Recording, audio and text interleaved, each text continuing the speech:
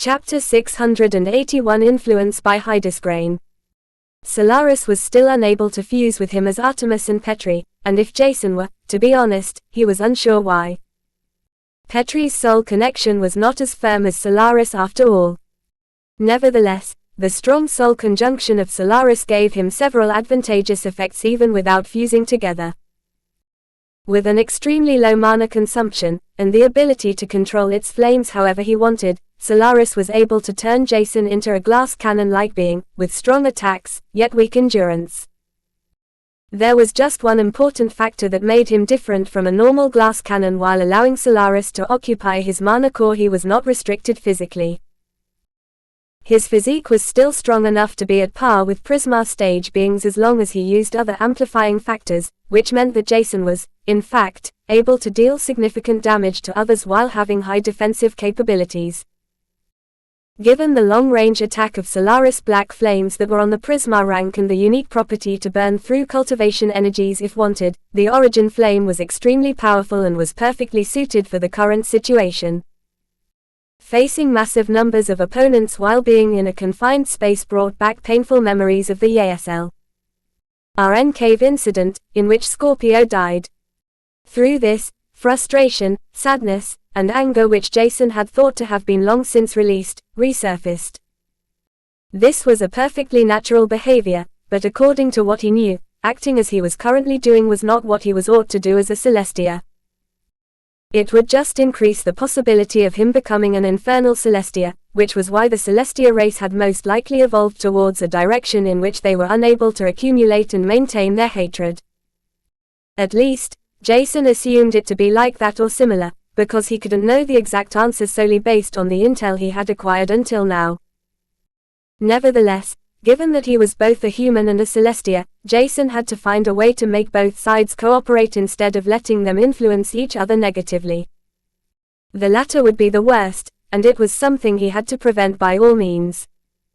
As such, he had to release his emotions without giving them too much time to accumulate within him.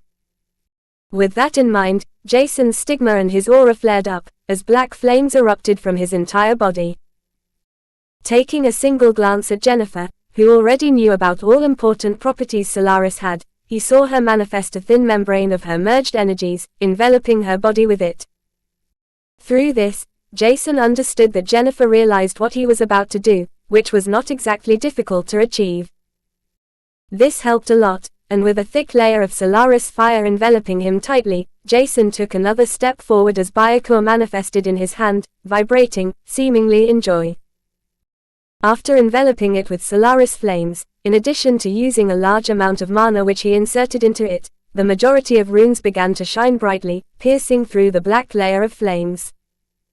The moment Jason summoned Byakuya while activating its runes, the assassins instinctively halted in their tracks. They could already perceive the threat emanating from the black flames, but that was already something they had expected. However, what they didn't expect to occur was that their rune-disrupting device had been rendered useless. In a last-ditch effort, they tried to utilize the runes on their own weapons but noticed that it was still not working. Thus, they couldn't help but look at the weapon in Jason's hand, visibly shocked as one of the assassins blurted out, "Impossible." When Jason saw their reaction, he couldn't hide his smile anymore, and it was only because of the black flames that enveloped his entire body like a tight armor that nobody was able to see him. Before, he had been unsure whether everything would work according to his plan or not, but his worries had disappeared in thin air. Byakuya was his sole weapon, thus the engraved runes were different from normal ones, changed by the influence of his soul imprints. It might have been forged on Argos, by someone whose blacksmithing knowledge couldn't even remotely be compared to that of Pera or anyone else. Nevertheless, Byakuya was something unique, bound to his soul and extremely strong despite all the concerning factors that should have worried him a lot. Probably owing to his soul, and the massive changes the runes on Byakuya had undergone as it had been forged, they had become different compared to normal runes. Jason was not sure what exactly could have happened, but it didn't matter right now. What mattered right now was defeating the assassins, as quickly as possible, while being unscathed if feasible, was the most important. As such, he let out his frustration, anger, and sadness, changing the celestial aura that was directly connected to the range of emotions he released. Through this, the amplifications his aura released were further enhanced, only to overlap with the stigma's effects, further reinforcing each other. Owing to that, Jason's energy circulation increased drastically, while the same applied to his mana replenishing pace that accelerated. Releasing more and more flames, Jason filled the entire room behind him with thousands of fire needles. Each of them had a tiny fraction of Solaris essence, which meant that only a single needle had to scratch an assassin before their bodies would be invaded by Solaris. After that, the assassins would be burned from the inside while their life force would be deprived of them. This was another of Solaris' unique properties which it had acquired during the Great Argos War.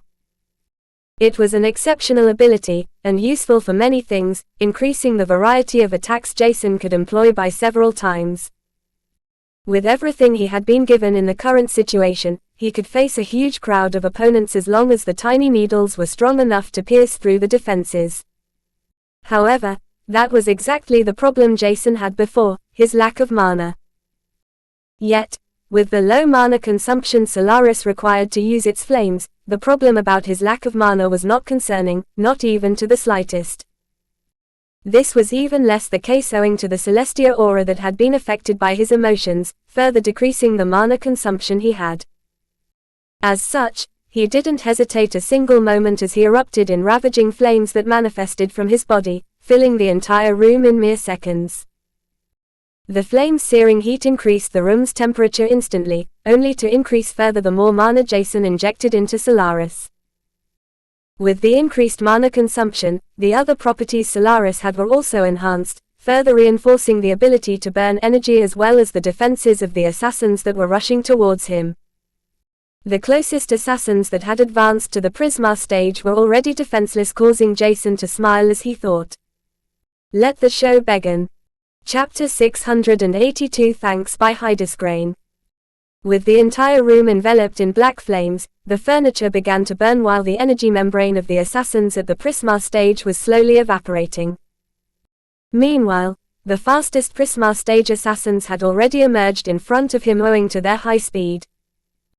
There were burns on his face, but ignoring this, the Devir, whose wings were melting, lashed out with the long spear he was tightly holding, targeting Jason's chest. Because the flames Jason released were searing hot with numerous tiny black fire needles behind the young man, the Devir expected Jason's entire focus to be on his affinity. Thus, he had been confident to finish off Jason, clearly overestimating his own capabilities. Unfortunately, that was not the case for the Devir assassin. Jason's eyes gleamed lightly before he muttered, "I can still move, idiot." When Jason said this, he exerted the floating sky movement technique at the perfect mastery before leaning forward, while twisting his body to an uncomfortable degree. Simultaneously, he swung Byakur, only to enlarge the blade with the required rune which glowed brightly. After the enlargement, Byakur was long enough to reach the Devir, who hadn't expected Jason to act that quickly. It hadn't been a problem for Jason to evade the spear, which was already a great feat while maintaining the majority of his focus on the black flames. However, Jason's ability to easily initiate a counterattack as he just did, was difficult to accept for the Devir. He was further shocked when Byakur's razor-sharp blade continued to expand, reaching the Devir's neck before he had time to react. Is he really at the lick stage? This was the last thought of the Devir before his head flew through the air, after being severed cleanly from the neck, astonishing the other assassins.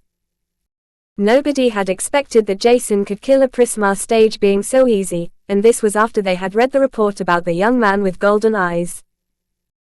They had even heard about the news of him being able to intimidate the 21st prince of the Eos race, Leonardo, but it was exactly because of this reason that so many assassins were targeting Jason.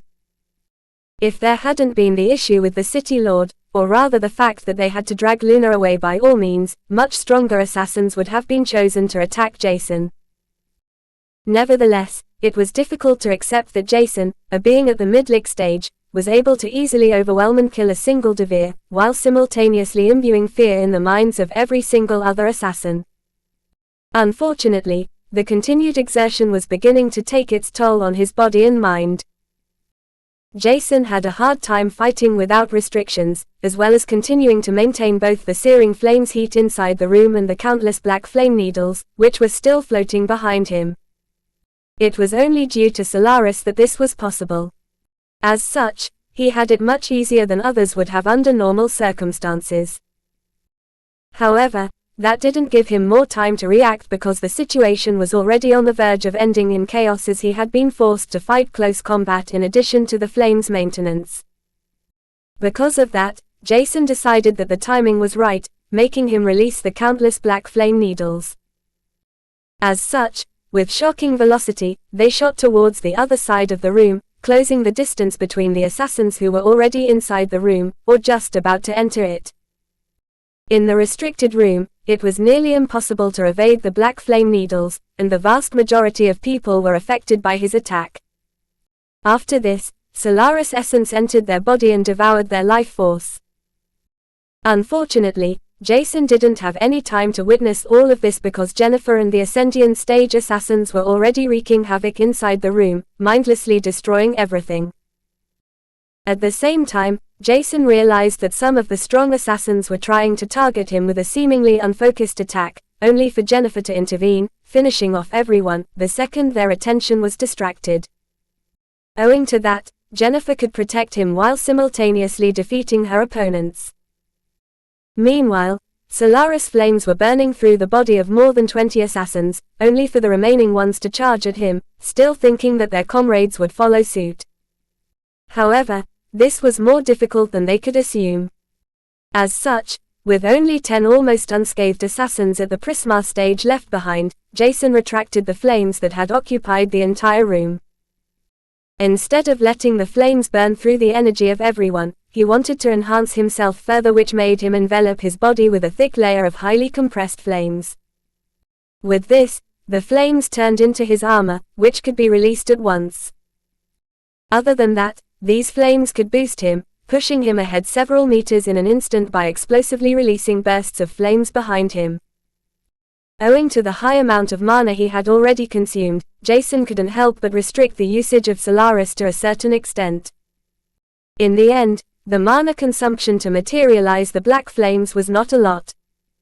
Nevertheless, the quantity he had summoned made all the difference to Jason. As such, by restricting the flames, he was able to replenish mana instead of using it up. This was owing to the mana replenishing technique the first sub-area in his mind was making use of. With that in mind, Jason began to actively attack his opponents using Byakuya. Having exerted the floating sky movement technique, his speed was higher than that of the assassins in front of him, giving him the chance to balance out the disadvantage of fighting multiple opponents at once. However, this advantage didn't last long as the other assassins began to also use their unique movement technique. Earlier, this hadn't been possible because the space was not enough for them to move. Unfortunately, with the comrades' weird state of being seemingly fine on the outside, only to be forced to bear the tremendous pain that swept through their entire body, it was possible to exert the unique movement technique. While observing Jason intently, the remaining assassins realized that Jason's flame had been the main root cause of all problems. As such, they didn't hesitate to take a step back the moment the black flame armor that was tightly enveloping his body began to move. Jason realized this quickly, but without being able to reach his opponents anymore, it was difficult to attack them and not get stabbed in the process. The last 10 assassins were fighting with great teamwork while using the fact that the fighting space was little to their advantage. Because of that, Jason wanted to replace Solaris inside his mana core, and allow Petri to occupy it. However, that didn't seem to be necessary because the little trick he had in mind was working much better than he expected. This was fortunate because Jason couldn't have been sure if the thing he had wanted to destroy was something his limited strength could even affect, let alone damage. Nevertheless, he had Solaris, whose tiny flame had been relentlessly working on burning through a specific device that hung around the dead corpse of the strongest assassin which attacked them. You guys should really have paid more attention to your equipment. Why leave the only rune disrupting device by someone who died? He simply questioned before a blazing red Desert Eagle manifested in his hand. "It looks like I have no choice, now, please die for me." Chapter 683 Technology by Hydesgrain. It had been a long time since he'd used Deega, but holding the blazing red Desert Eagle in his hand, Jason couldn't help but smile lightly. Because cultivating allowed people to increase their lifespan, bend nature's law, and survive something normal beings would never be able to, technology advanced mostly in one direction: comfort. As such, it was a rare sight for the Eos and Devas to see the Desert Eagle Jason was holding. There were societies or even entire planets that were fully focused on advancing their technology, but in most cases, world bridges or other means were much more convenient for such things. Thus, Jason hadn't even heard anything about spaceships so far. He found this to be a little bit sad because on Argos everyone wanted to advance in technology, and had been trying to enter space, only to make no headway. Meanwhile, the beings that were able to do so didn't even care about it. It was evident that most guns were of little use in the face of cultivators at a much higher stage, but that didn't mean they were entirely useless. At least, not if one had a weapon that was able to kill beings at the Prisma stage, as Jason had. However, this was only possible with enough supply of mana, and a flame that was as strong as or even more powerful than Solaris. To put it simply, it was difficult to find something like that for a being that was at a lower stage than the one he had reached. There might be some exceptions to this case, but the chances were slim. Due to this, Jason also believed that most guns were rather useless in the face of stronger beings. He himself would rather use a bow, arrows, or his affinity to fight long range than using the Desert Eagle. It was also much more exciting to only fight using one's own capabilities without making use of guns or other similar means to kill others. In the end, there were only a few exceptions, in which Jason would use a gun. One of them had been the Great Argos War, where he had been forced to resort to means that would kill a large number of opponents as quickly as possible. At the same time, Solaris flame could burn through his opponent, turning even seemingly useless weapons into something extraordinary as long as it was used with Solaris. Lifting the hand-holding Deega, Jason saw a small flame ignite at the tip of the barrel, after which he filled the blazing bullets that were loaded into Deega's magazine. Until then, the assassins didn't expect the Desert Eagle to cause any real damage because the amount of mana that was inserted into the gun was not much. Little did they know that it wasn't the blazing bullets, but mostly Solaris flames that needed mana. Compressing the flames within the bullet, they were becoming stronger by the second. Unable to suppress his smile, Jason stared at the closest assassin, who stared back at him in confusion. He was not sure why Jason had retracted his Celestia aura out of a sudden, while the black flame armor that was enveloping his body was slowly consumed as it entered the Desert Eagle through the gun's grip. Nevertheless, Jason's combat prowess had decreased rapidly, and it was only his smile that would have caused the others to hesitate. Sighing visibly, he held it before pulling the trigger.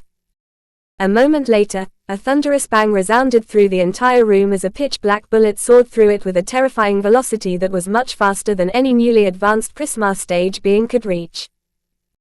Thus, a fraction of a second later, the bullet pierced into the assassin's leather armor only to penetrate it without much resistance as it burned through the Deva's skin and flesh.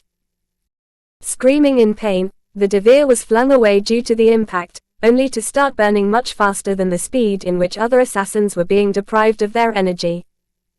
Minutes into the fight, more than 20 assassins were already burning and about to succumb to their injuries. Having no means to extinguish the flames within them, they were unable to do anything due to the low cultivation base they had reached. This was exactly the reason why Jason was not bothered by them. Instead, he was more focused on the unscathed assassins whose entire combat prowess was relatively unused. Nevertheless, the other assassins were also able to use the runes on their weapons in the absence of the rune-disrupting device. Unfortunately, this was something they noticed too late because Jason emptied his magazine within a single second. During the Great Argos War this would have been unthinkable, however, now his physique was able to handle the Deega's impact without much trouble.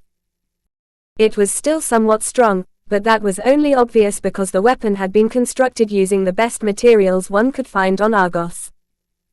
This meant that Deega was made of Prisma-ranked materials, which meant that it was not the best if he were to compare it with Mana's resources. As such, it was completely different in comparison to Argos, where Prisma stage beings had been the strongest, while Deega was strong enough to kill every being as long as one had enough mana. Nevertheless, Deega was still more than enough to kill everyone at the low Prisma stage. That was, if he had enough time to refill the gun's magazine with bullets, mana, and Solaris blazing hot fire. With 7 bullets hitting and severely injuring 7 assassins, there were only a handful of the assassins left who had just entered the room, eyeing him with a glint of multiple mixed emotions in their eyes. As such, Jason couldn't help but smile as he flared up with his Celestia aura once again, before replacing Deega's magazine with another one that was filled with armor-piercing bullets. A moment later, he was exerting the floating sky movement technique, before appearing next to the closest opponent. With Deega's barrel pointed at the oblivious Eos's head, Jason didn't hesitate to pull the trigger.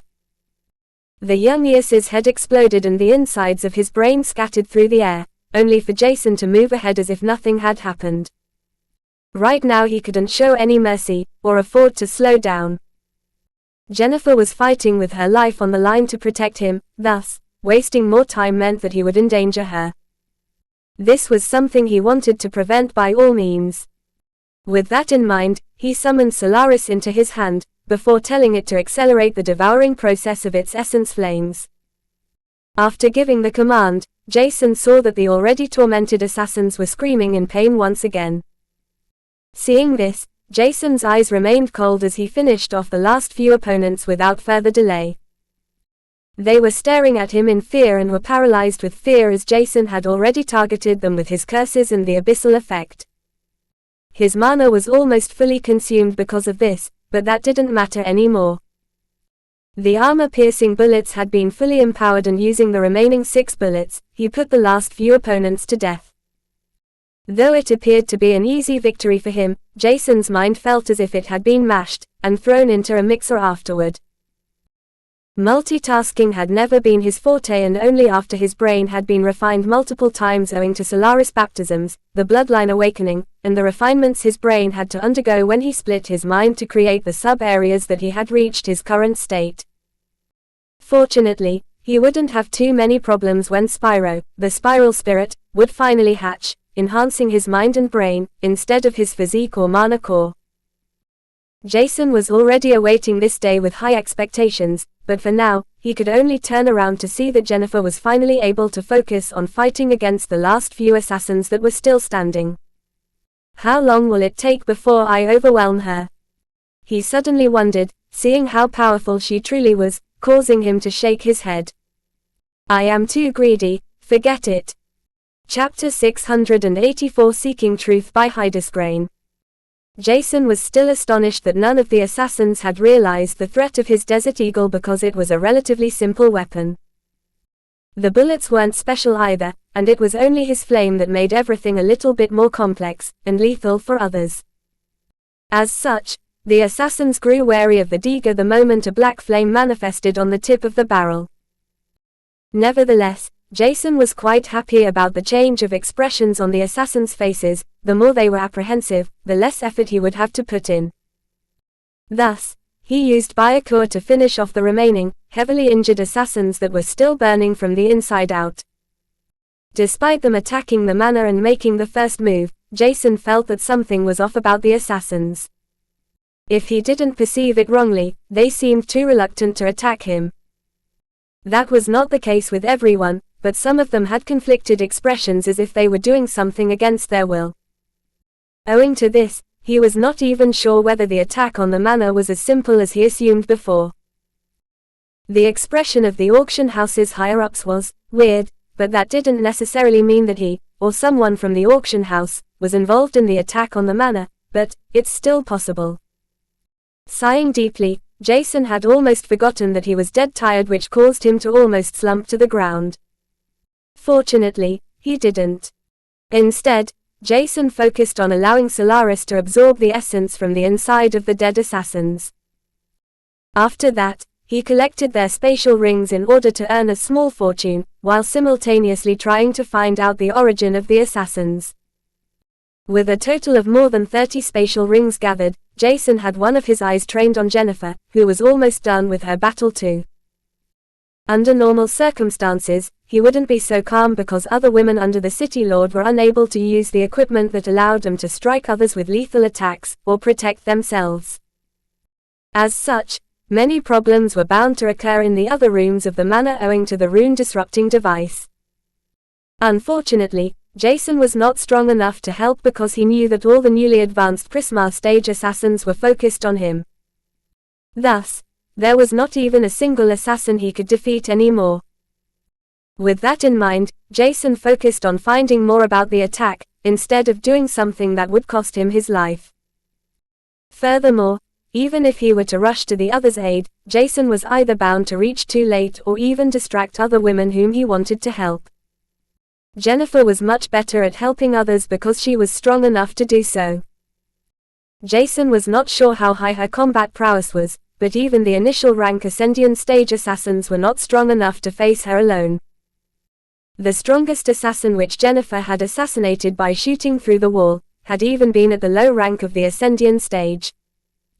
After Solaris had absorbed its essence, and Jason had collected most of the spatial rings, he glanced in Jennifer's direction before searching through the spatial rings for a moment. Though the spatial rings weren't filled to the brim, a fact Jason had expected already, what confused him were the things he found inside.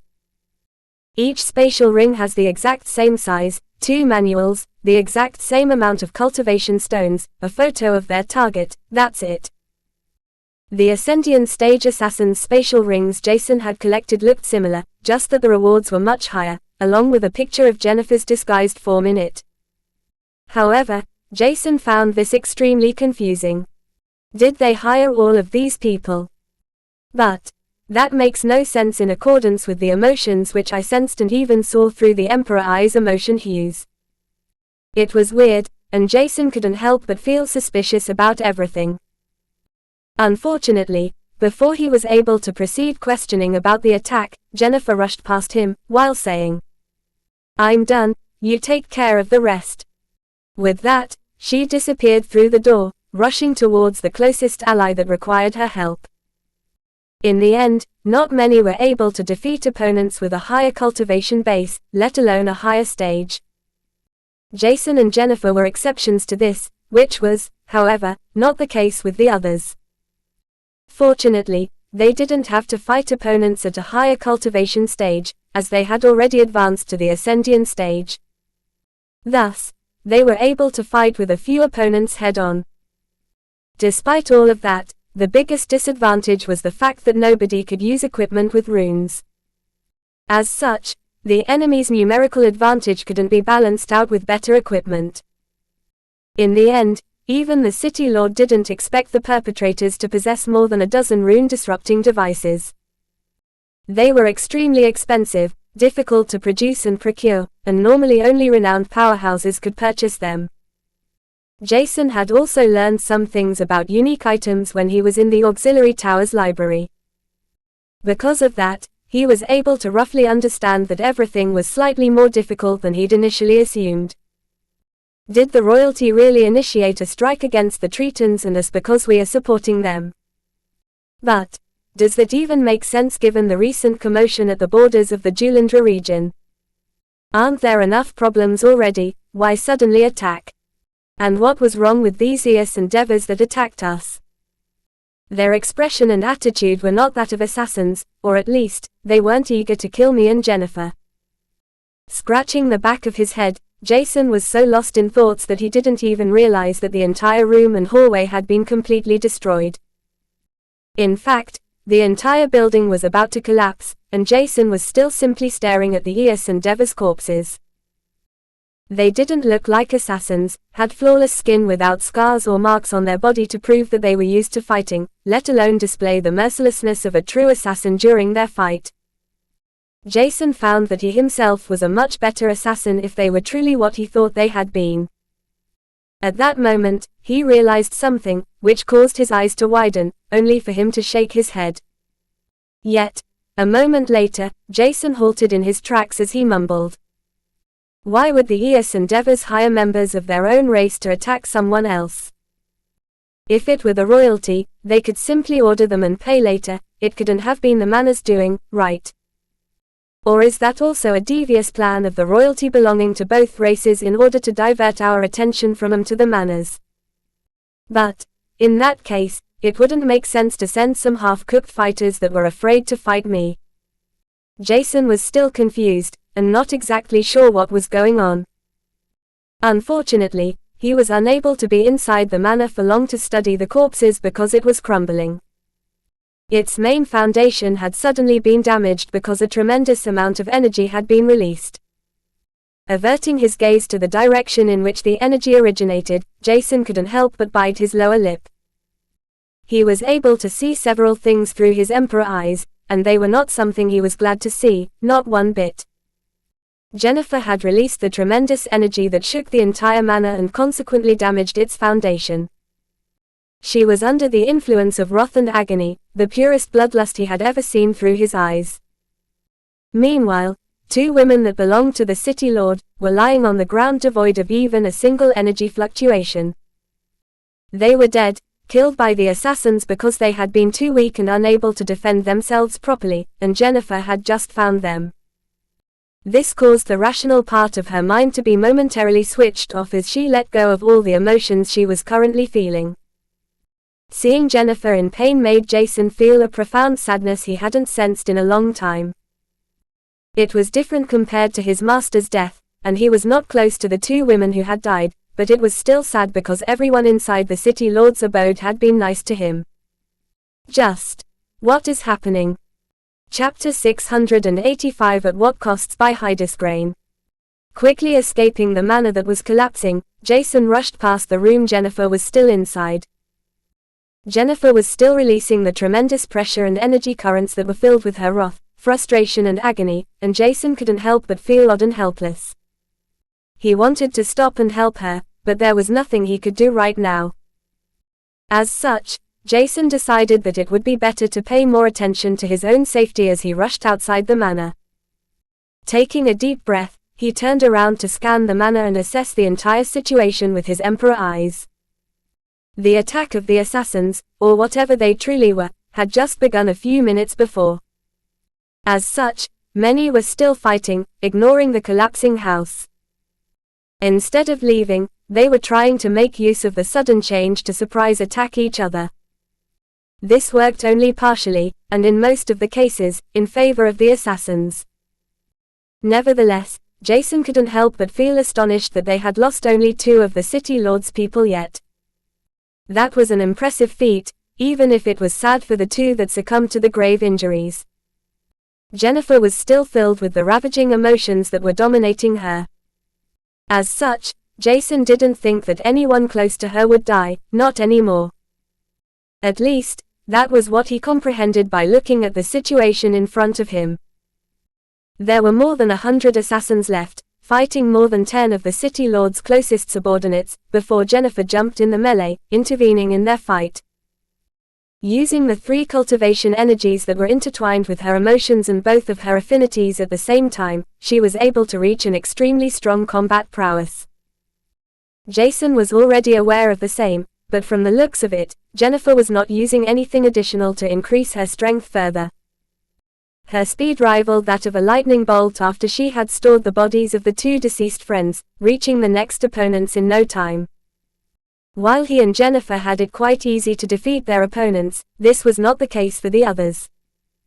For most of them, it was already a challenge to evade their attacks and stall for more time, let alone defeat a single assassin they were facing.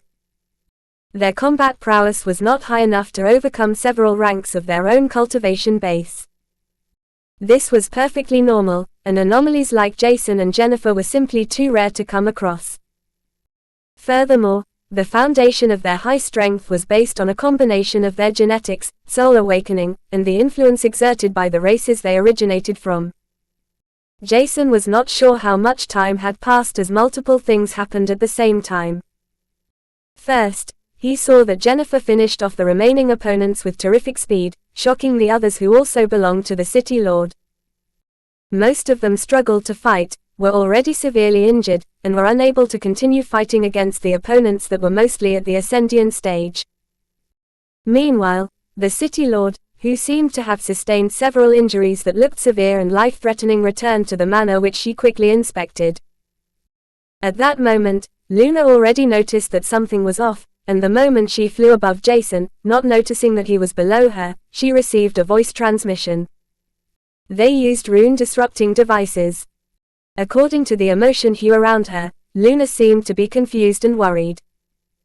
Because of that, he thought that it was best to tell her the most important fact instead of launching a tirade, so he mentioned the rune-disrupting devices. They were the culprits of everything, and when the City Lord looked down at Jason, there was no hesitation in her eyes as she rushed towards the ruins of the manor. There were only a few opponents left, but the moment Luna appeared above the manor, they were killed by her without much effort. In the end, there was no other Spectre stage powerhouse that could defend the weaker-ranked assassins anymore. The City Lord defeated them, launching a suicidal attack on the unfortunate ones who were still alive, as she had a premonition about what must have happened inside the manor. Nevertheless, she had been forced to leave with the other two powerhouses before, otherwise, the situation might have escalated in an even worse way. Despite that, the City Lord only now understood Jennifer's state. Not knowing what happened, it took her a few moments before realization struck her like a bolt of lightning. Where are Hina and Nua? Her voice echoed through the manor, awakening those that were on the brink of collapsing, as they instinctively released their energy currents to inspect the surroundings. Unfortunately, they didn't find the two missing people but came across Jennifer's released energy that transformed further. The fight was already over and everyone was exhausted, yet, Jennifer was still enraged and filled with agony. As such, she could barely control herself before she left the manor's ruins to lay the two corpses onto the verdant grass. When everyone saw or sensed the two corpses, a deadly silence permeated the surroundings, and even Jason couldn't help but hold his breath in anticipation, feeling the tension around him. Time seemed to have stopped and nobody moved a muscle before the City Lord slowly flew towards the two corpses. Bending down, she reached for their faces before closing their eyes. "May your next life be a glorious one," Luna murmured in a choked voice as a single tear trickled down her cheeks. Afterward, she lifted her body, diverting her attention from the two corpses to Jennifer, embracing her in a tight hug, ignoring the ravaging energies. The moment the City Lord hugged her tightly, Jennifer screamed loudly, letting go of the pent-up frustration and sorrow. This helped her release the pressure and energies that dispersed into thin air. They had emerged victorious, but at what costs? Jason knew that the death of only two people was nothing, given the tricky situation they had been in. Nevertheless, every loss was a tragic one, and Jason could clearly understand how the others must be feeling. One after the other, the survivors found their way out of the collapsed manor before tears began to stream down the cheeks, the moment they saw the corpses of the close friends. Ignoring their severe injuries, they rushed towards their friends' bodies in disbelief, not wanting to accept that they had truly died. Meanwhile, Jason looked at everything from further away, feeling conflicted emotions surging within him. It was still unknown who had attacked them, and even if they knew, there was no way that they could simply counterattack the perpetrators. Nevertheless, Jason felt that knowing your opponent was the bare minimum of information you should have in order to be prepared for another attack. The fact that the assassins had been using the rune-disruptive devices in such a huge quantity indicated that they had received them from the person who hired them. At the same time, Jason was not sure why they had even been hired, because some of the assassins had still been reluctant to fight him. Due to this, he was not sure if the perpetrator truly belonged to the royalty of the Eos and Devere race, because there might have been other forces that tried to disrupt the future actions of the Tritons organizations. However, this was just an assumption and nothing else, which caused Jason to sigh deeply, as he waited to see what was about to happen now. We won't initiate a counterattack, right? Chapter 686 Commotion by Hydesgrain. It took several hours before everyone had regained some of their calm. The entire situation was still not fixed, given the tears that were still streaming down most of the women's faces, but the city lord had ordered everyone to gather. Apparently, there was something she wanted to announce, which caused Jason to follow them slowly. Meanwhile, the two corpses had already been transferred to coffins and they would be buried soon. Standing in front of the city lord, Jason simply looked at her, waiting for her to say something, which didn't take long to happen. I know most of you, including myself, are still in pain because of today's loss. Hina and Nua were good women, and I was, and still am proud to have accepted them into my rows. Nevertheless, I'm glad that everyone else survived, even if the injuries almost everyone had sustained are severe, and need time to be healed. Many of you may question who attacked us, and I cannot answer this for sure. The Spectre stage powerhouses were unknown to me, and the content of their spatial rings was nothing special.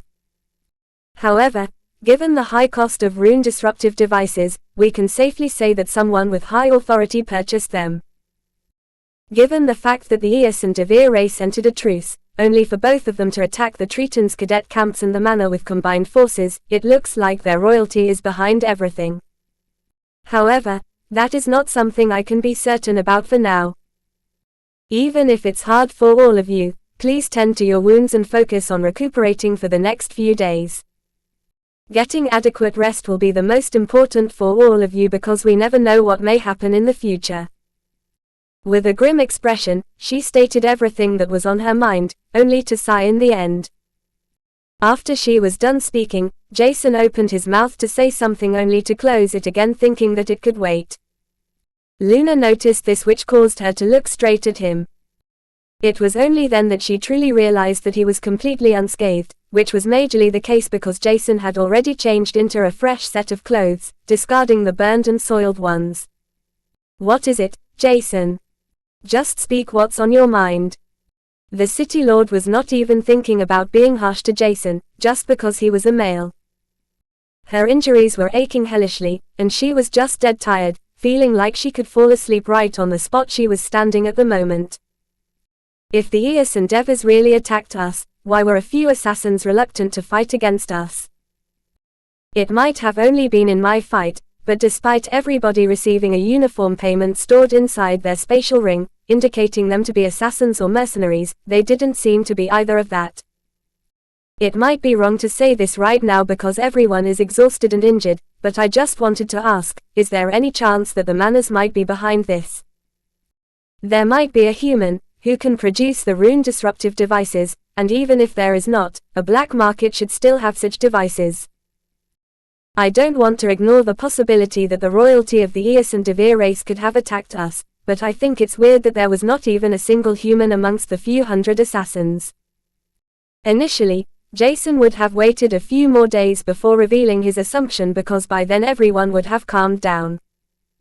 However, now that he had already revealed it, Jason noticed that he was eyed by almost everyone suspiciously. Several seconds of silence passed before the city lord shrugged her shoulders.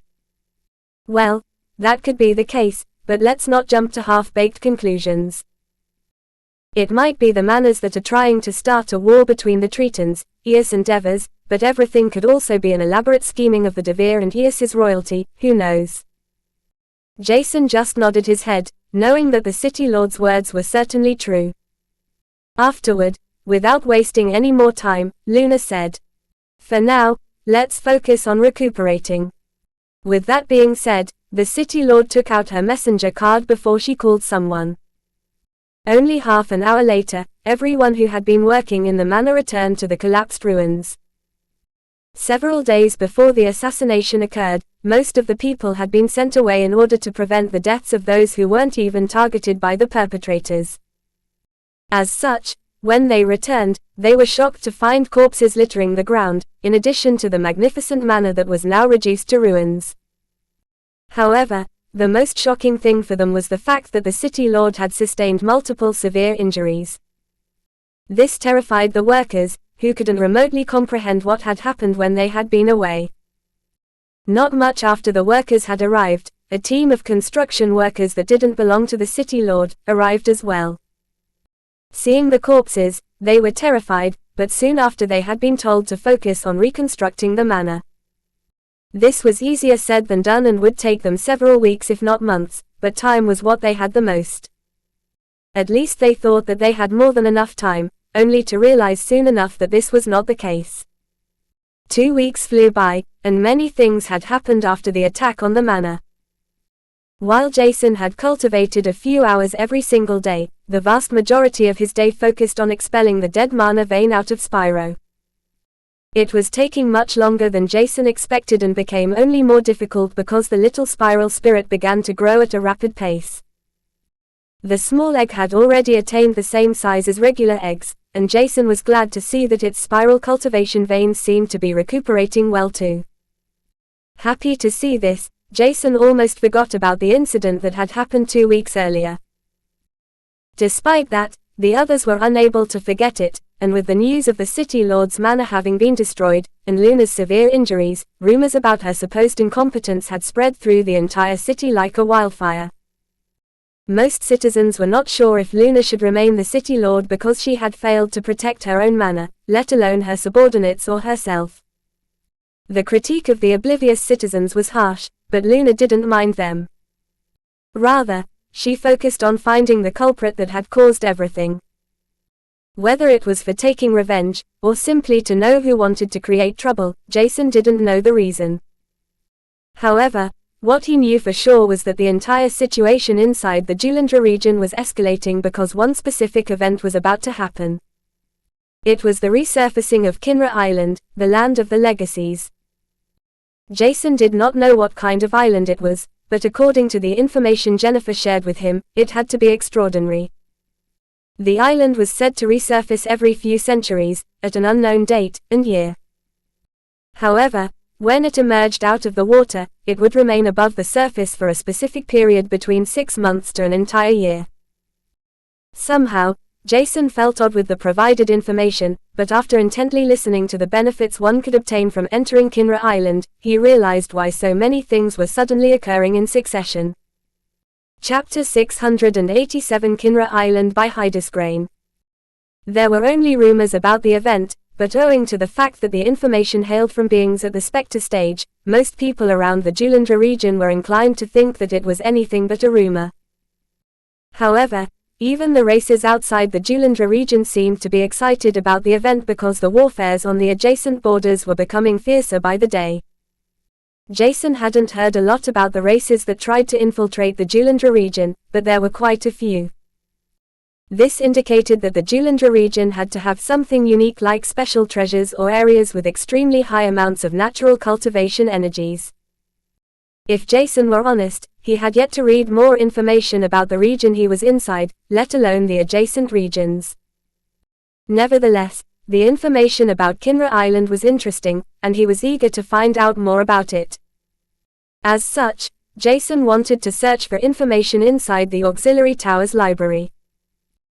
The Auxiliary Tower appeared to be relatively unscathed, a fact which had astonished him, but at the same time, it shouldn't have been a surprise because the materials it was made of were stronger and sturdier than those used to construct the rest of the manor.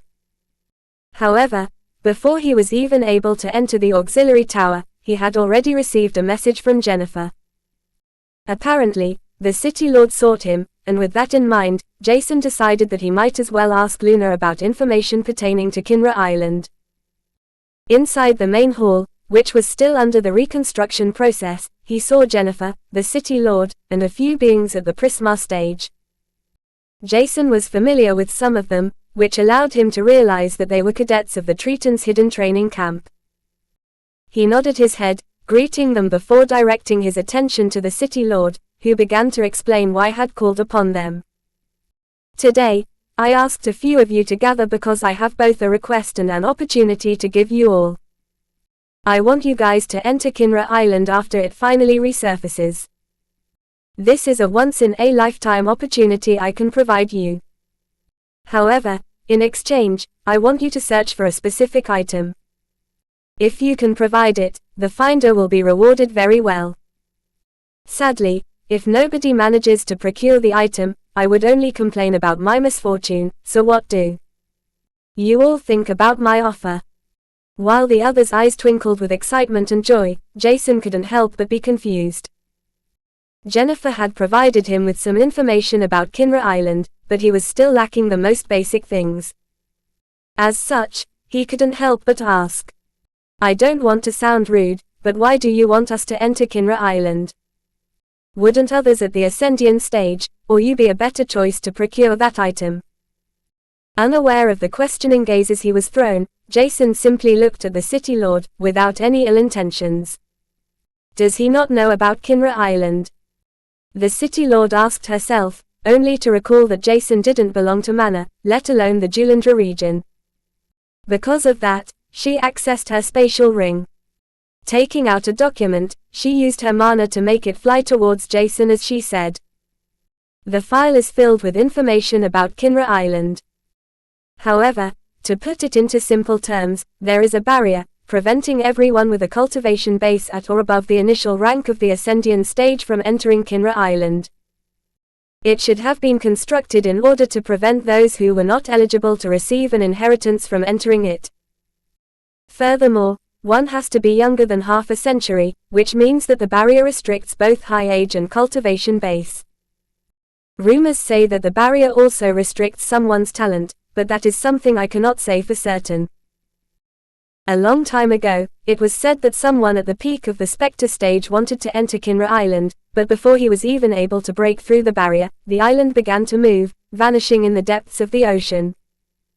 With that being said, it's not that others are unable to enter it, but the moment the island moves underwater we are unable to pursue it. Maritime beasts are simply too ferocious and there are too many of them with a high cultivation base. Jason just nodded his head, without saying anything, before he heard the eligibility criteria to enter Kinra Island. This made him squint his eyes before he asked. So, people like Jennifer will be able to enter Kinra Island. In that case, am I not too weak to enter the land of inheritances, if we compare my strength to Jennifer's? Jason definitely wanted to enter the island after hearing all the treasures he could find there, even more so after he learned that there was not one but multiple ancient ruins and inheritance sites on it. Each of them was said to have been constructed by a being above the Spectre stage, which made him curious about them. Nevertheless, he was too weak, if people like Jennifer with combat prowess at the Ascendian stage were able to enter it. Furthermore, the competition would definitely be fierce, which made it more unlikely for him to survive the trip, let alone receive an inheritance. Inheritances would change the entire future of those who obtained them, possibly changing their constitution or other specific traits. Seeing Jason's visible dismay, the City Lord smiled slyly, knowing what Jason had on his mind as she took out several manuals that released a faint aura. Heaven-ranked techniques.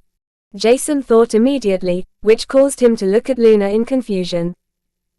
Because I am aware of the dangers of Kinra Island having once entered it myself, I shall give all of you one heavens ranked technique. According to the provided information, it will take 2 months for the island to resurface. Until that time, I want everyone to work hard and increase their strength as much as possible. Afterward, I want my technique back, and you may retrieve it once you return from Kinra Island. When he heard the City Lord, Jason couldn't help but feel enlightened, only to realize that she was trying to use the technique to bait them. Even if they started practicing it from today, they would still not be proficient enough in it 2 months later. Thus, they wouldn't require it anymore. As such, after coming back from Kinra, they would have to return to the City Lord's manor, under the premise that they wanted to have the technique returned. Owing to that, it was only obvious that some cadets doubted the City Lord's decision. I hope City Lord doesn't find this question rude, but what kind of item are we even supposed to search, and what can it be used for? One of the other cadets suddenly asked, looking skeptically at the levitating heavens rank technique. It was odd for her to reward such a valuable technique so easily. As such, the item which the City Lord was looking for, had to be extremely valuable. Luna had already expected such a question, and without thinking too much about the suitable answer she said, "The item I'm looking for is called Divine, or rather an Immortal Eye. In fact, it's an orb, which you can find in every single inheritance site, but the number of people who have acquired one of the Immortal Eyes was scarce. As for the reason why I need the Immortal Eye, I do not want to tell you. Either accept that or I won't take you to Kinra Island. Without the help of a being at the Spectre stage, you won't be able to come even close to the island. Chapter 688 What's Wrong with You Two? By Hydesgrain. Apparently, Kinra Island would always resurface in an extremely dangerous territory filled with many ferocious beasts that even some beings at the Spectre stage feared. As such, it was required to have someone strong enough nearby, who could protect them if something were to occur. Jason had already realized it the moment the City Lord had said that she would take them with her. Because it was necessary to be guided to the entrance of the island by a being at the Spectre stage, only a small number of mostly powerful individuals would be able to enter it. Amongst those individuals, the majority were likely to be the Spectre stage powerhouse's disciples, which was what everyone clearly understood. Owing to that, Jason was not sure if it was really logical for him to accept the City Lord's proposal, even if she were to hand out a heaven-ranked manual. Meanwhile, the others had heard of the Immortal Eye before, which made them frown as they were unsure of what to say. Within the last millennia, there had only been a few individuals who were able to procure the Immortal Eye, and because of that, the cadets knew that the City Lord was playing with fire. However, this shouldn't matter for the cadets because if they were able to receive the opportunity to enter an inheritance site, they may as well try looking out for an Immortal Eye. That shouldn't be much of a problem as they could at least give it a try. As such, they were willing to accept the City Lord's proposal. The opportunity to enter Kinra Island was already great enough for them to ignore such a minor inconvenience, and the fact that they received additional support in form of techniques spoke volumes about Luna's need for the said item. Yet, the very same reason made Jason feel confused. Why does she need the Immortal Eye, right now, right after we have been attacked? What's even the use of this object? Jason doubted that the Immortal Eye had nothing to do with the attack on the manor, but he didn't say anything. Instead, he waited for the other cadets to agree to the City Lord's proposal. After that, they were able to choose one of the heaven-ranked techniques. Picking the right one was not difficult because most of the cadets already had a permanent cultivation technique, which forced them to continue using it. If they wanted to change the cultivation technique, they would have to destroy their entire cultivation, and start from scratch. This was not something they would want to do, not when their cultivation base had allowed them to receive the opportunity to be able to enter Kinra Island in the first place. After the other cadets were done, they looked at Jason, who was yet to make his decision. However, rather than saying something, he remained silent as he contemplated his options. In the past, he had acted recklessly, and if he were to have the same mindset, Jason would immediately accept the City Lord's proposal. There was not much for him to lose if he were to increase his strength in the next 2 months. Yet, that was exactly what caused Jason to halt in his tracks. How much can I improve my strength in just 2 months? Jason was confident that his combat prowess would improve a lot, but the difference between owning 1 prismarine crystal versus 2 was already extremely vast. With that in mind, Jason had realized that a single solidified prismarine crystal was roughly equal to owning anywhere between 20,000 to 25,000 liquefied mana drops. This was something Jason could attain without too many difficulties, but twice, or triple that amount was not something he could easily achieve. Doubling his strength in 2 months was already close to impossible, but reaching the peak low stage of the Prisma stage's first threshold with 3 solidified prismarine crystals was not only impossible without a miracle, but it also wouldn't help Jason. Everyone would be stronger than him, even if he could make the impossible possible, and there was only one state in which he would be able to defeat someone with a much higher rank. Either, he would have to actively use external means like the Chaos attribute that didn't belong to him, or he would have to forcefully unseal his bloodline until it would almost tear his body apart. Both the options were extremely bad because he didn't want to harm his body. As such, he was about to reject the City Lord's proposal in order to walk the safe path, for the first time in a very long period, before Luna suddenly added something, out of the blue. Why are you already thinking of rejecting my proposal before even looking at the technique? This made Jason lift his head, only to look straight into the City Lord's eyes as two manuals appeared in front of him. They were both heaven-ranked cultivation manuals.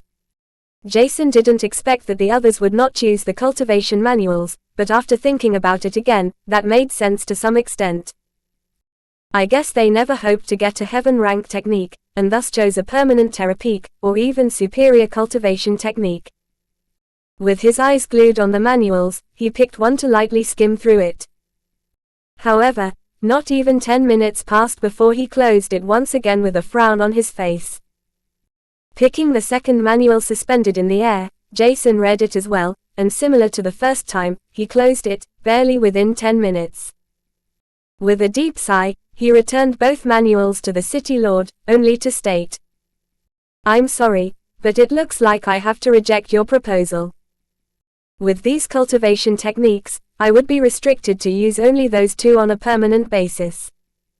I want to be able to switch my techniques later. Without a suitable technique, I won't be able to reach the combat prowess I have to achieve in order to survive on Kinra Island, even if I give my best." This caused the City Lord to stare at him in disbelief as she blurted out, "Now you are picky too. What is wrong with you and Jennifer? Do you guys think we are at a charity event? How can you two be so weird? As if you would easily find a lunar-ranked cultivation technique." Looking at Jennifer, she simply grinned lightly, for the first time since the incident. Noticing the grin, Jason decided to reply with a smirk, "I'm pretty sure that even the lunar-ranked cultivation techniques won't limit me. I'm greedy, you know. And I know just how powerful my father's race is." He left the line unspoken while continuing to look at the City Lord as if he had nothing else to say. Yet, only a moment later, Luna tried to calm herself as she turned towards the cadets. "You guys can start preparing yourself. Jennifer will take you back to the Hidden Mountain. She will also accompany you guys in 2 months when it's time to depart." With that being said, Jennifer and the cadets were excused as they walked out of the main hall. Jennifer was confused, but she had to train the cadets that were impatiently waiting to practice in their new techniques. As such, she threw a concerned gaze at Jason before she finally left the hall. "Nothing bad will happen, right?" Chapter 689 Scheming by Hydesgrain. Once Jennifer and the cadets had left the main hall, the City Lord turned towards Jason, staring daggers at him. "Just what's wrong with you?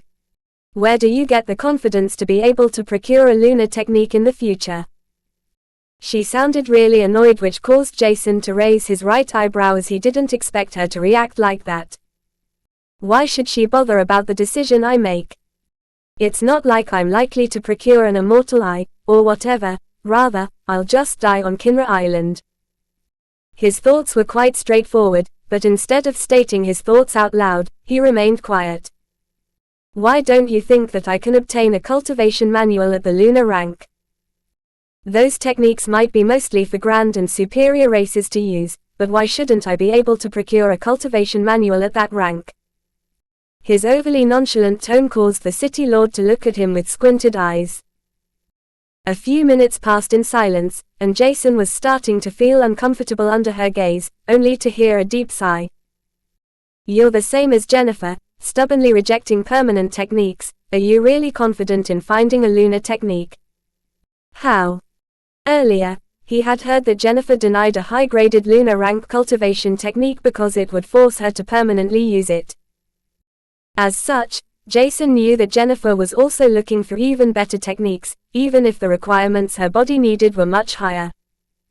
If she wanted, Jennifer could cultivate in 3 different cultivation paths, each for 1 cultivation energy. However, that would mean that she had to cultivate one technique after another. Thus, Jennifer, or to be precise, the City Lord had to search for a suitable cultivation technique for her disciple, allowing her to cultivate in all 3 techniques at once. Yet, to everyone's astonishment, Jennifer had denied accepting this technique because it would permanently restrict her from using any other cultivation technique. This simple rejection had dumbfounded the City Lord, and those around, knowing that it was extremely difficult to find whatever Jennifer was looking for. Fortunately enough, a Heaven intermediate cultivation technique with the suitable requirements had been found only a few years later, giving Jennifer the ability to skyrocketed her cultivation base to the stage she was now at. For Jason, it would be less problematic to find a temporary cultivation manual because he only cultivated in one path. Nevertheless, the City Lord was not Jason's master. As such, she was not obliged to do anything for him. Despite that, Luna decided that she would listen to his answer, before thinking of a solution because there was something that made her believe that it was essential to bring Jason to Kinra Island. She was not sure about the reasoning, but it felt important for him, Jennifer, and even her own plan. Thus, she calmed herself before staring at Jason, with all the impatience she could accumulate. I never know what my future will bring, but I'm not willing to accept a permanent cultivation technique at the lunar rank.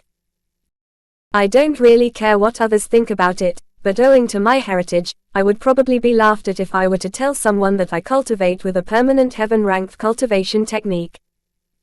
To be honest, I don't think that it would be any different with a permanent lunar-ranked cultivation technique either, but I do not know that for sure.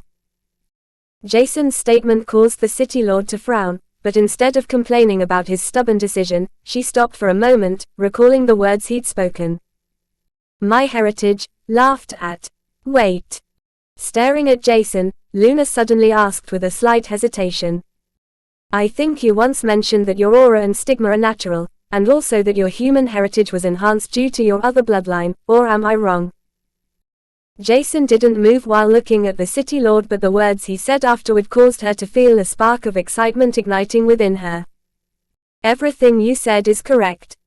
At that moment, the City Lord's eyes went wide in shock.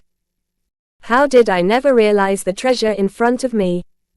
Her mind was rattling, and she forgot everything in her surroundings as she solely focused on Jason, who stood in front of her. Suddenly an idea flashed through her mind, which caused her to take a deep breath as she released her mana in a specific direction. This attracted Jason's interest, and he watched her curiously as she was accessing a storage device before he got distracted by the City Lord's following question. If I have a heaven-ranked cultivation technique that wouldn't bind you to use it permanently, would you, first, enter Kinra Island, and second, answer me one question honestly? Jason was unable to comprehend why the City Lord was so desperate in trying to make him enter Kinra Island. Because of that, he became suspicious of her intentions. Despite that, Jason could clearly tell that she was not evil, otherwise, she would have subdued or even killed him the moment he arrived. However, not knowing what she was scheming, he could only say, even with a heaven-ranked cultivation technique, would I be able to survive on Kinra Island? Let's be honest with each other, I am reckless and would normally enter any place that gives me specific opportunities. Nevertheless, the land of inheritances is something I won't be able to survive if other prodigies were to target me, which is not unlikely to happen. One less competitor is what everyone wants after all. I don't know what question you want to ask, but why should I risk my life for some unknown inheritance, if I have yet to fully unleash my bloodline? Who knows if these inheritances are even suitable for me? If you're serious, and you want me to go to Kinra Island, you will have to be honest with me, and even then I won't promise anything. Right now, Jason wasn't going to be intimidated due to the fact that the City Lord was a powerhouse, or that she hated men because he wanted to make his stance clear. She could force him to enter Kinra Island, but once he passed through the barrier, the City Lord would be unable to do anything to him, until the island submerged once again. As such, he remained honest, even if it could worsen his relationship with the City Lord. However, that did not happen, and Luna could only look at Jason as a manual flew through the air, straight into his hands, before it stopped moving. Just take a look at it. Afterward, I'll tell you what I want from you, as well as some information about the inheritances. I know you are weak in terms of cultivation base, but I'm not oblivious to the extraordinary capabilities you have. Even if we ignore everything else, your eyes alone are unique enough to make me voice out a request. You would be able to help Jennifer a lot, after all. But now, read the technique first, afterward, I'll tell you what I truly want from you, okay? Jason just nodded his head, not even realizing that he had already opened the manual. Driven by his curiosity about the faintly glowing manual, Jason started to read, oblivious to the fact that his eyes were glued to the magical words written inside the technique. Hours flew by, and it was only then that he lifted his head before he looked at the City Lord. This technique is amazing. Chapter 690 Mythic Essence by Hydesgrain. Almost everything about the technique that lay inside his hands was amazing, but the most impressive things were in fact two particular remarks. Remark: Mythic Essence Volume 1 can always be exchanged with other cultivation techniques. Cautionary warning. Mythic Essence Volume 1 requires an extreme degree of control over mythic energy, mana, superior Marist cultivation veins, very high pain tolerance, and free will. Jason found all of this already extremely interesting. However, there was also something else that piqued his curiosity. If 2 or 3 cultivation veins exist within the body, the practitioner is bound to sustain heavy injuries. Even if the other cultivation veins were not awakened, one would be unable to properly cultivate with the cultivation technique, Mythic Essence Volume I. As such, the technique was perfectly suited for Jason's current condition. Because of that, he continued to read through the technique's first stage, only to lift his head when he realized just how strong the technique was. Earlier, Jason thought that the difference between heaven and terra ranked techniques were little, but now, he couldn't help but ridicule himself to even think like that. Shaking his head, Jason couldn't help but smile as he thought. As long as enough mana is in the surrounding area, it would be possible for me to accelerate my cultivation speed by multiple times. The requirements were harsh, and Jason knew that only races with extremely strong cultivation veins would be able to cultivate in it, without injuring themselves. This should be intimidating, but instead, Jason couldn't help but feel that the technique was perfect for him. Unfortunately, he couldn't openly show the City Lord how he felt because she would only continue to nudge him, trying to convince him to enter Kinra Island. The technique was the best one he had seen in his entire life, and it didn't even force him to continue cultivating using the technique permanently. As such, he was obviously interested in it, even more so after he realized that it was one of the unique Heaven Intermediate ranked techniques. In fact, the prefix, unique, was added because the effects it had were comparable to a technique at a higher rank, only for specific factors to degrade it to the intermediate grade. Thus, the manual Jason was holding had to be at the Heaven Advanced rank at the bare minimum. It was odd for the City Lord to own such a technique that was solely focused on mana, so Jason couldn't help but eye her for a moment. Are you cultivating in the Mythic Essence cultivation technique? Because there was no need to hide it, the City Lord nodded her head as she nonchalantly answered. It's one of the strongest techniques I acquired in my entire life. You may have to endure unbearable pain, but the speed at which you can cultivate is extreme. The first stage is just the beginning, and once you become immune to pain, you should try cultivating in the second stage. Not only will the Mythic Essence technique allow you to cultivate at a rapid pace, but your mana will also be purified while your Marist cultivation veins will be strengthened because they will be pulled to the extent that they almost tear apart. The technique is dangerous, but also the reason for how I was able to reach my current cultivation base, despite being a mutant, with only a Marist cultivation path. When Jason heard this he almost exclaimed, only to think inwardly, I thought she was not from mana. Apparently, that was wrong, which made it even weirder for her eyes to appear as they did. Furthermore, Jason would have expected that humans that had awoken the Marist cultivation path would be treated well. However, according to her eyes that had a faint trace of sadness lingering within them, this had to be wrong. Maybe their traditions have now changed compared to a few millennia ago. He wondered, not sure how old Luna was, let alone what the Eos, Devas, or Mana's tradition had looked like during that time. When Jason had been inside the neutral city, he had not been able to see the true potential of their tradition as it was restricted. Other than that, he didn't even leave the manor most of the time because he had more than enough things to pay attention to. The fact that she was willing to hand over the cultivation technique she was using for herself indicated that she would give up a lot as long as he would come with Jennifer and the other cadets to Kinra Island. As such, he decided that it was only fair to listen intently to what the City Lord was about to say. While waiting for her to voice out the reason she wanted him to enter Kinra Island expressly, and what kind of inheritances existed on it, Jason tried to comprehend the facts he had already acquired. With that technique, I might be able to enter the peak of the Lick stage in a mere 2 months, while focusing on other things simultaneously. This realization was shocking, but at the same time, it clearly showed the City Lord's determination. It didn't take long for Luna to start her explanation that was short but with everything Jason had to know for now. To be precise, I want you to follow Jennifer, and warn her about all kinds of dangers. There are hidden dangers inside the inheritance sites, and someone who can see energy fluctuations should be able to detect most of them easily. Your eyes are more important in places like inheritance sites than you might imagine, and your ability will come in handy if Jennifer has to face other opponents. If you were to provide her with the necessary information, Jennifer will be able to know everything about her opponent, allowing her to create countermeasures before the opponent unveiled their trump card.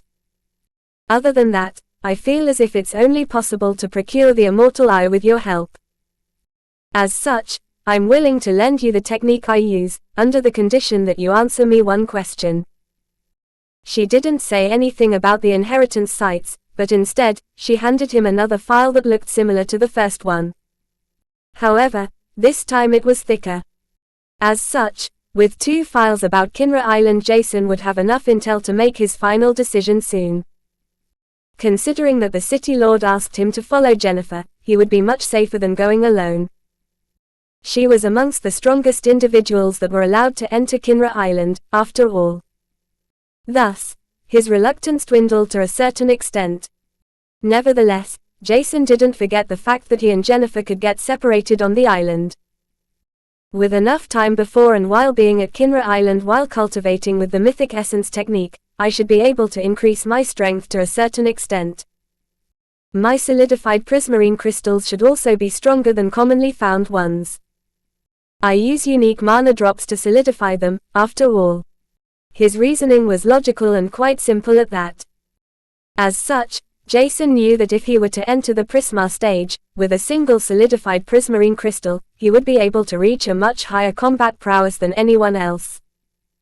Additionally, the faster he was able to cultivate, the more minor seals he would be able to break, which was quite advantageous. In the end, he had already found his answer, but with the imminent dangers of having a majority of peak Prisma stage beings in a land where everyone wanted to obtain an inheritance for themselves, Jason couldn't help but feel a little bit off. Yet, just a moment later, Jason slapped his forehead as he called himself stupid. Since when did I start backing off in face of dangers? Aren't dangers the perfect place to overcome one's boundaries?